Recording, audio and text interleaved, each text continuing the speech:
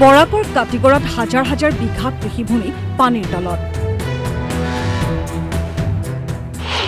ভাৰত বাংলা সীমান্তৰ দৰিদ্ৰ কৃষকৰ হাহাকাৰ।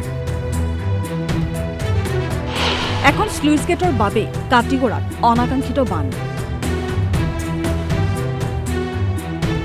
চকুৰে মনিব পৰা দূৰত্বলৈ সাগৰ সদৃশ পৰিৱেশ। নাওলৈ দৰিদ্ৰ কৃষকে চপাইছে ধান। পিছে পকা ধান চপোৱাৰ সময় নহওঁতে বানৰ বাবে এই সকল কৃষকে ভঁৰাললৈ নিব কেঁচা ধান। আমাদের এই এলাকাত আগে সিলাই কুটি লাইছে, এখন যাও তুরা ধান আসলো, এখন আমরা খাটার লাগিয়া চেষ্টা করলাম, এখন বন্যায় খাই লাইছে। 8-10 হাজার বিঘা জমি আছে প্রত্যেকটা এরিয়ার মাঝে। মনে করো পয়লা নাম্বার যখন খালি বৃষ্টি পড়লো, বৃষ্টি পড়ার পরে গেইটগুলো লাগাই রাখি দেয়, সাদের খালের গেইটটা লাগাই রাখি দিলে না নি, ও পয়লা নাম্বার গেইটও পারি খাইয়া আমরা এক রাইতো আমরা জল প্লাটাই যায়। ভাৰত বাংলাদেশ সীমান্তৰ চাদিৰ খালত আছে এখন স্লুইচ গেট। সেই গেটখন বন্ধ হৈ থকাৰ বাবেই পানী ওলাই যাব পৰাকৈ নাই বিকল্প পথ। পৰিণতিত হাজাৰ হাজাৰ বিঘা কৃষিভূমি জলমগ্ন। আর বিশেষ করে গেইটগুলো লাগে আমরা একটু সমস্যা। গেইটগুলো যদি না থাকতো তবে আমরা এই জমিটা ওরকম ভাবে নষ্ট হয় না।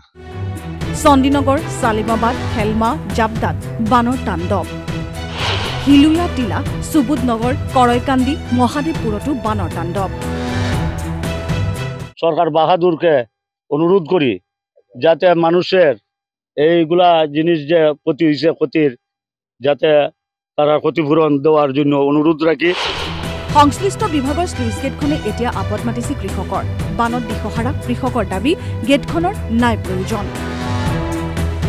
বিশেষ করে ক্ষতি হয় আমাদের হাওর অঞ্চল। এই কাকড়া নদীর জলে সুইচ গেট যখন বন্ধ থাকে তখন একদিন 2 দিনের জলে হাওর অঞ্চল জলে ভাসিত প্রবলিত হয়। যাতে সরকার বাহাদুরকে অনুরোধ রাখি যাতে সুইচ গেটটা উঠাইয়া দেখ, আমাদের হাওর অঞ্চলের সুইচ গেটের দরকার নাই। বদৰপুৰৰ পৰা ইমাদুদ্দিন মজুমদাৰৰ ৰিপৰ্ট DY 365।